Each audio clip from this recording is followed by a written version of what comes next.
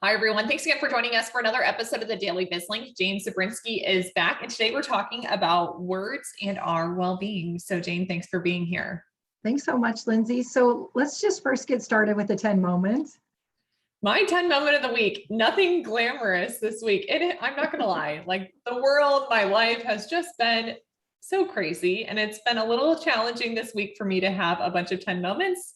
So focusing in on some of those small wins and those small successes and trying to figure out ways to elevate things. Today, I prioritized my personal health and well-being. I took a couple extra minutes. I did my hair and my makeup. So I felt like I was feeling a little bit more like myself today. So today it was all about some of those small wins that help to make us feel like tens. There you go. Well, I love it. And listen, not every day, is full of 10 moments. And so we've got to find some of the little things that can help elevate that for us. So at least the whole day doesn't feel, rough. And that's just part of life. So proud of you. Good for you for taking care of yourself and creating that 10 moment. We're going to talk about the power of words this morning, and some of your words showed up, and the energy that's behind words. So words are not just, ways of communicating, but they also have a vibrational sound when we communicate them. They have meaning and images when we either convey them or when we think about them. And they really have an impact on not only our emotional well-being, but energy. And so from a well-being component, words are very, very powerful on many, many, many different levels. And I think it's a fun conversation to have, but one definitely worth exploring. Sounds good, Jane. So as we look to, dive into this a little bit further, what advice do you have for our listeners? Well, so we know that words have the power to hurt, they have the power to heal, and we actually can feel them. So if I were to, use the word, say, love, it immediately conveys a certain sense of energy that we can generally feel. Same thing if I were to use the word hate. And so becoming aware of how words actually make us feel has a dramatic impact then on how we react, how we respond. Sometimes we get triggered by words. And words really have the ability to create our lives. And so if we think about how do we want to show up, and do the words that we say to ourselves, the words that we communicate, are they uplifting, inspiring, positive words? Or do we tend to dwell in negative words? And really, I think it's super fun because a lot of the coaching that I do with some of my clients, if they are very emotionally charged, odds are they use very emotionally driven words.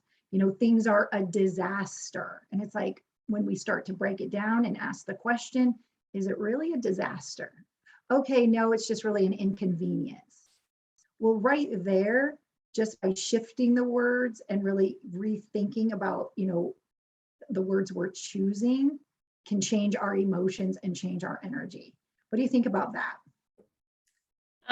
I do think that there's something to be said for that. And, really, rather than looking at it like, oh my gosh, it's overwhelming. Well, what's making it overwhelming? I think by looking at it from a more granular level, that helps you to figure out how can you take action and help to overcome it. Not always do we have the opportunity to work through things. Some things are within our control and other things are not. But by breaking it down into smaller, more digestible pieces, I think that certainly is helpful. Well, so you use the word overwhelm, right? And immediately the word overwhelm has energy around it. Most people get a sense of like, oh my goodness, what is happening in your world? But just as you said, that can also become a performance barrier, right? Because in that overwhelm, we can feel stuck. But if we start to break it down into a granular level and we start to really go, okay, I have a lot of tasks on my to-do list. I can get through this. I've been here before and I know that I'm capable. Shifting our words immediately starts to make an impact and then could free you up to take that action. Absolutely true. So Jane, what specific challenge would you have for our listeners this week? Well, number one, start to pay attention to the word choices that we have. Do you use words as a weapon? Do you use words to inspire, uplift? Oftentimes, the way we use words in our communication is also impacted in how we speak to ourselves. And I'm sorry. And then before we speak, think about the impact we're trying to make, and will those words have that effect? And then know that our words create our lives. And how do we want to win well-being, be champions for ourselves, use champion and inspiring words? I love that you bring up winning our own personal well-being, because we are in control. It is our life. So it's up to us to make those smart decisions. So Jane, as we look to wrap up today's conversation, is there anything else you'd like to leave our audience with?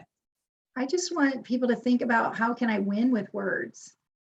How can I use my words in a positive and uplifting way, not only in how I speak to myself, but how I speak to others, and see what kind of shifts, show up in your energy and your emotions and your overall well-being.